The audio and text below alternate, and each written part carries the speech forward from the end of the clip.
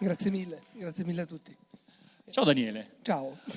Allora, abbiamo scelto di fare una cosa un po' particolare perché anziché essere un'intervista, come certe volte sarebbe anche giusto fare di fronte a un artista di questo livello, abbiamo voluto riprodurre un po' quello che ci capita quando facciamo delle telefonate o ci troviamo a mangiare, cioè dei nostri divertissement su alcuni temi che però in effetti speriamo che vi siano molto utili e che siano interessanti a tutti, perché riflettere sul tema della bellezza è una cosa che per la scienza oramai è diventato centrale, cioè la scienza sa sempre di più che la bellezza non può essere una cosa secondaria. Quindi anziché farti delle domande, Daniele, ti butto lì delle stimolazioni, poi dopo, se sarò abbastanza veloce con le slide, pescheremo qualche opera per raccontarci un po' e per ragionare insieme sulla bellezza. Abbiamo scelto questo format anche perché se parliamo di arte e di bellezza non è che possiamo avere la scaletta precisa, no? Bisogna anche andare un po' a sentimento, che è una cosa che il Made in Italy sa mettere in tutto quello che fa. Prima piccola stimolazione, riflettiamo insieme. Arthur Danto, critico d'arte, dice: la bellezza è un optional per l'arte, ma non lo è per la vita. La bellezza è una condizione necessaria della vita che desideriamo vivere. Bene, partiamo subito con una... Innanzitutto volevo anche io ringraziare Rodolfo, Valeria e tutti quanti che hanno organizzato questo evento per l'invito. Partiamo subito con una cosa che mi vede d'accordo a metà. Sono assolutamente convinto che la bellezza sia una qualità che ci permette di vivere meglio, nonostante sia praticamente indefinibile a priori, ognuno può sviluppare una propria idea di bellezza. Sono un po' meno d'accordo sul fatto che l'arte non la debba considerare o che non sia fondamentale. C'è stato un momento, un passaggio per l'arte in cui togliere la bellezza e andare al senso rappresentava una provocazione, ci faceva riflettere. Secondo me oggi, per quanto riguarda la mia visione dell'arte, dovrebbe ritornare un'idea di ricerca di bellezza, perché è un linguaggio che in qualche modo ci accomuna. Quando sentivo parlare dell'assessore Chiorino prima, raccontava di tutti questi mondi che si incontrano, in realtà l'elemento fondamentale è che si incontrano attorno all'uomo. E l'arte parla all'uomo, quindi parla di valori, parla di contenuti, parla di atteggiamenti che poi si declinano con delle capacità, con delle competenze. E quindi ovvio la competenza la devi sviluppare, la devi studiare, la devi imparare, ma la scuola a livello di formazione, soprattutto all'inizio, dovrebbe formare l'uomo, cioè formare tutto quello che poi non potrai più studiare per lavorare, cioè l'inutile. Certo, bellissimo. Apparentemente inutile, ovviamente. Certo, quello che sembra non produttivo, ma poi invece la scienza sta dimostrando sempre di più che lo diventa, solo che bisogna aspettare un po' di tempo, cioè lavora così in profondità che poi è produttivo nel medio periodo. Quindi dietro abbiamo... Ecco, ad esempio c'è questa immagine perché rappresenta la scultura per me più importante, da cui parte il mio lavoro, e parla del cambiamento. Nel 2012 sono stato invitato alla Biennale di Venezia, mi hanno chiesto un lavoro sulla crisi, e ho iniziato a ragionare cosa fosse la crisi. Ho immaginato la crisi come fondamentalmente un cambiamento di un sistema. Noi eravamo abituati a una cosa, capita qualcosa, quindi la materia va in una direzione, capita qualcosa, si piega, va in un'altra, e si chiama le plis de la vie, le pieghe della vita. E per me la piega diventa l'espressione fisica del cambiamento che è alla base della vita. Noi viviamo un continuo cambiamento perpetuo, quindi la capacità di sentire questo cambiamento e di assecondarlo ci permette di vivere meglio, ci permette di comprendere, di entrare in sintonia con la realtà in maniera più profonda, ed è da questa riflessione che ho poi deciso di raccontare tutti i miei lavori attraverso queste pieghe che sono delle cicatrici di quello che ci accade.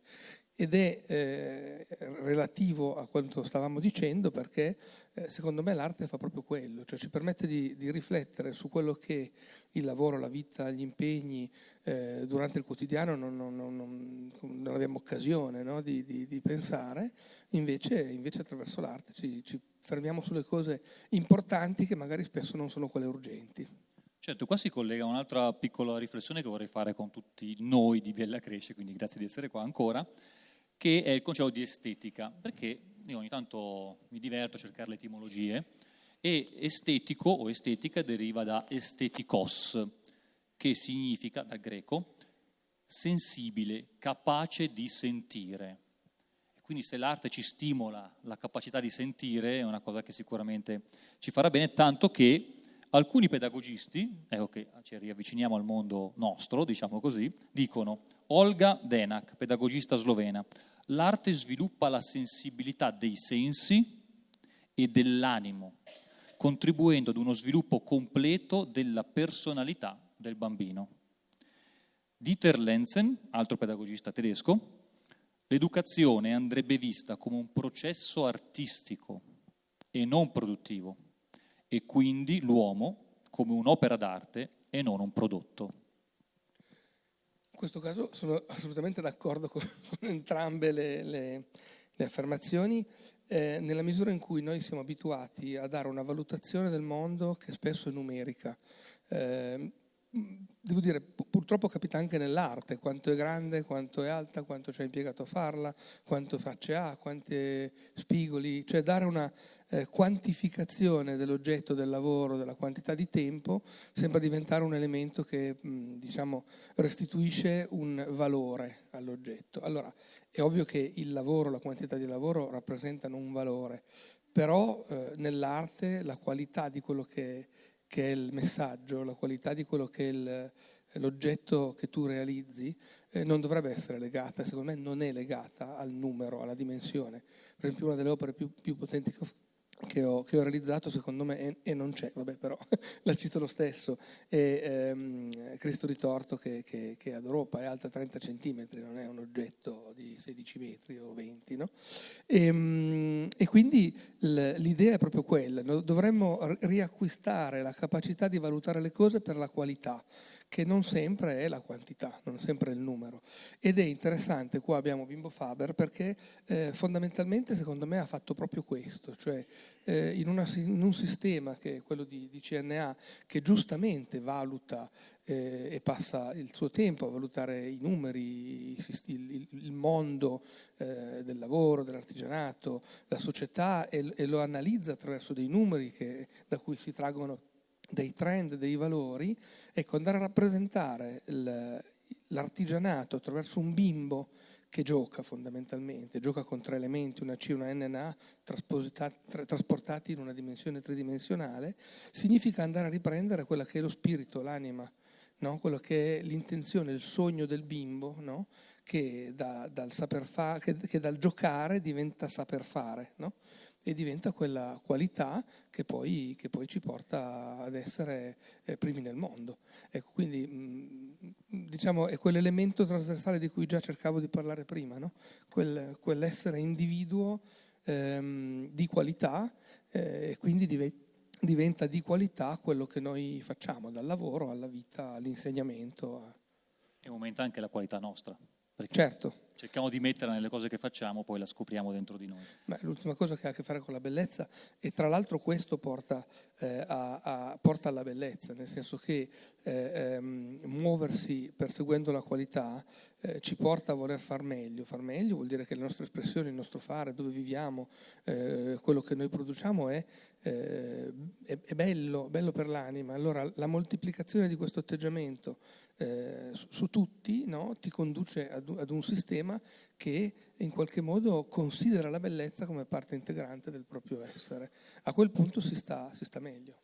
Bravissimo, sembra che l'abbiamo provata 1000 volte, ma è così, mi capita sempre con lui, cioè sembra che l'abbiamo già inscenata, e perché quello a cui volevamo arrivare, mi stuzzica questa tua chiusa, è che la maggior parte delle biografie di grandissimi scienziati ci racconta di un modo di vivere la scienza attraverso la bellezza, cioè tutti i grandi scienziati la vedono come una cosa bella fare quello che fanno, cosa che ovviamente a noi che non ne capiamo niente di quelle formule non è che ci paia tanto bella, però a loro sì, ma è perché mettono questo atteggiamento che tu raccontavi anche nel ricercare nuove formule chimiche, nuove soluzioni. E vi cito un grandissimo, è stato forse l'ultimo matematico eclettico, perché è matematico, fisico e filosofo, è stato Poincaré, che dice: la bellezza intellettuale è quella che dà sicurezza e forza all'intelligenza.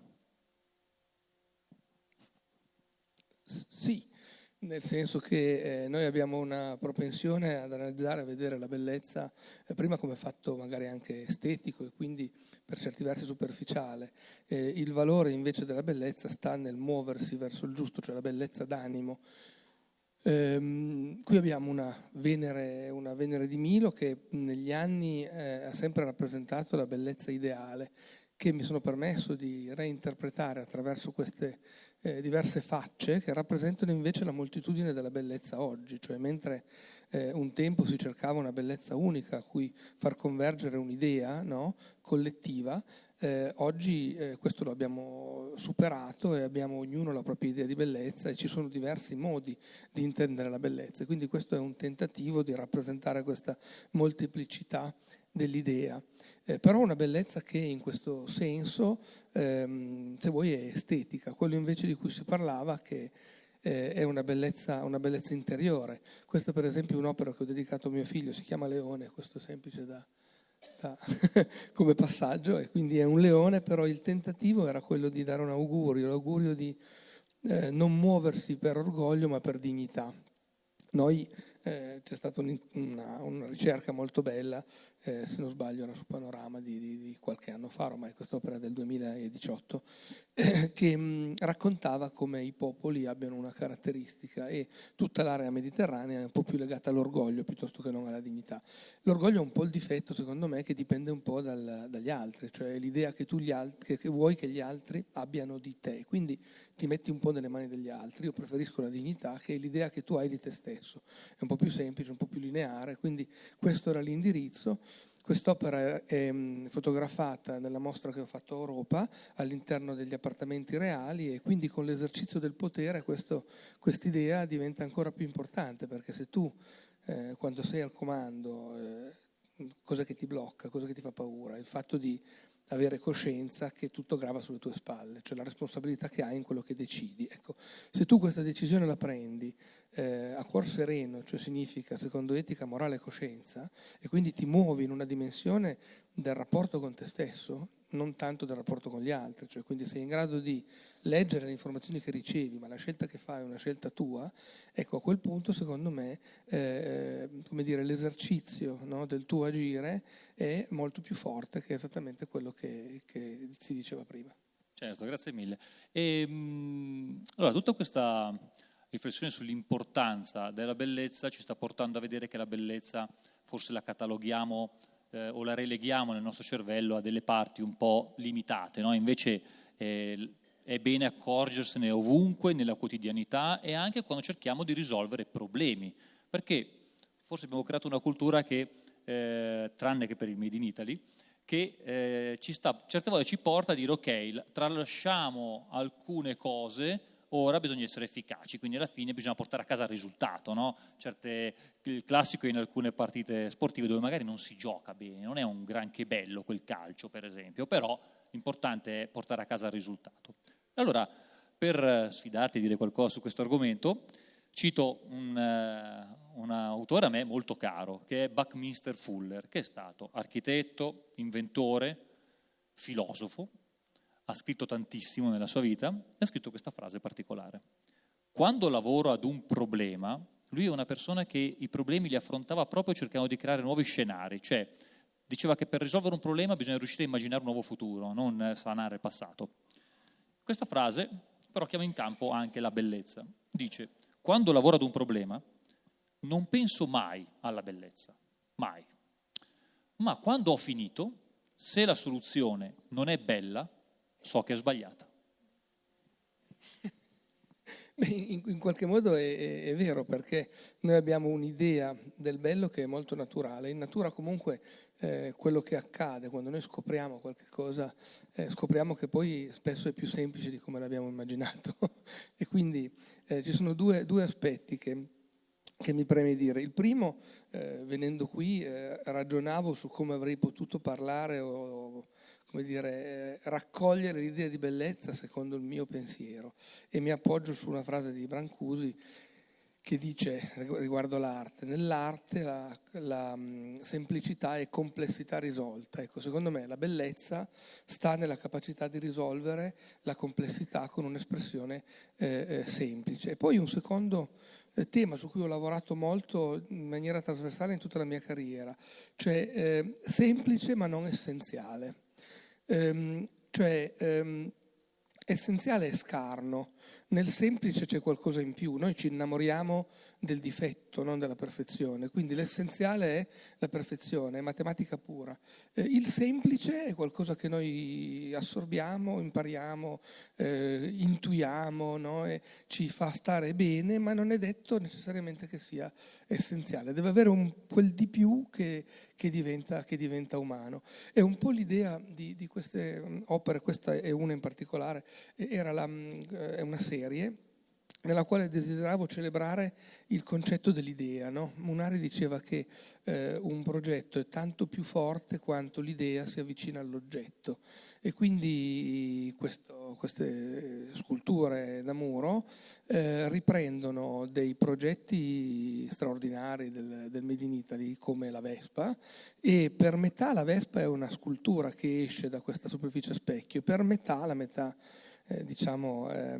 immaginaria, la metà che rappresenta l'idea stessa, e noi la vediamo solo perché è riflessa, e quindi c'è questa in una semplice, come dire, espressione formale, noi abbiamo messo insieme l'idea e il suo risultato, e quindi la celebrazione di questa capacità progettuale, che poi è solo dei grandi, che è comunque il risultato di un grande, un enorme lavoro.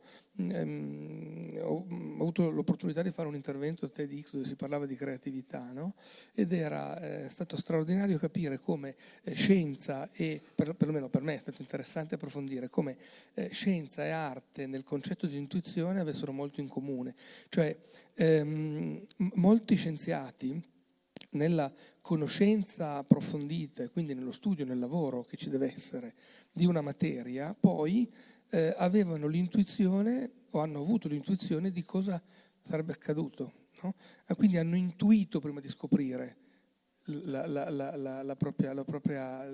tema, no? E la stessa cosa è nell'arte, cioè tu intuisci qualche cosa che sai essere così ma non lo sai ancora spiegare, quindi poi nell'esercizio, nell'approfondimento, nello studio, nella passione, nella tecnica, in tutto quello che sta attorno, tu poi persegui un'idea e se sei fortunato ci arrivi. È bellissimo, tra l'altro in questo perseguimento di un ideale ci sono anche ricerche che stanno dimostrando quanto il tendere al bello in quello che si fa stimoli anche la generazione, il crescere di valori, di addirittura virtù all'interno dell'essere umano, cioè un'attenzione verso non la perfezione matematica o l'essenzialità, ma la bellezza. In realtà crea un lavoro interiore proprio per questo esercizio di cercare di mettere in concreto intuizioni, idee, ideali, tale per cui aiuta l'essere umano, e quindi il bimbo, il ragazzo che cresce, anche a sviluppare delle virtù e dei valori. Cosa che ci fa venire in mente anche i valori nello sport, che c'è una bellissima tua opera d'arte di cui vorrei che ci dicessi qualcosa, che eccola qua. Sì, questa è gigante, è un'opera alla quale tengo moltissimo, in Alta Badia, ed è stata fatta per i 30 anni della Coppa del Mondo di sci, ed è stata inserita nel patrimonio UNESCO, nel parco UNESCO dell'Alta Badia. Sì, in realtà proprio quest'opera voleva, oltre a ricordare questo evento importante per il territorio, celebrare quelli che sono i valori dello sport, e in particolare l'idea del non arrendersi alle cose. Cioè, a mio avviso, il valore formativo dello sport non sta nel risultato, sta nel fatto che uno è disposto a mettersi in gioco per ottenere un risultato, quindi è disposto a capire qual è il proprio limite, ad accettarlo, a metterlo in discussione di volta in volta. Poi se c'è il talento, magari con questo riesci a vivere, ed è un privilegio questa possibilità, ma il fatto di saper mettersi in discussione e quindi di accettare magari anche anzi, soprattutto delle sconfitte. Cioè Michael Jordan che calcola la sua carriera contando le sconfitte, non le vittorie. Stiamo parlando di Michael Jordan, voglio dire, che è uno dei più grandi giocatori di pallacanestro di sempre. Cioè la capacità quindi di reagire con qualità, con intelligenza, con analisi, no? Anche un'analisi tecnica, quindi matematica, specifica, però deve essere sostenuta dalla disposizione d'animo di non arrendersi, di mettersi in gioco e di riaffrontare la volta dopo, di risalire in sella. Questo secondo me può essere insegnato, lo insegna lo sport, ma lo dovrebbe insegnare anche la scuola. C'è un difetto di fondo, secondo me, nel come spesso si intende la scuola, cioè l'idea di essere preparati per affrontare il proprio lavoro. Secondo me inizialmente dovrebbe preparare per affrontare la vita, cioè essere pronti a sapere di non sapere, no? Ed è la prima cosa, perché a quel punto se tu accetti in maniera, come dire, ragionevole questa tua impreparazione, poi sarai disposto d'animo a imparare sempre e poi a essere probabilmente preparato per quello che farai. Allora, grazie Daniele, volevo aggiungere che tutto questo che abbiamo detto era per spronare tutti noi, tutti voi a cercare il bello nella quotidianità, perché l'essere preparati a non sapere ti porta, se sei propenso ad imparare, a migliorare, se però cerchi costantemente il bello e il migliorarti, no? Perché altrimenti uno magari potrebbe essere solamente pronto ad arrendersi, invece questo che dicevi adesso è no, non arrendiamoci tutti noi nel cercare la quotidianità in ogni singolo gesto, in ogni singolo momento che facciamo o che fanno gli altri. Grazie mille Daniele. Grazie a voi, grazie a tutti.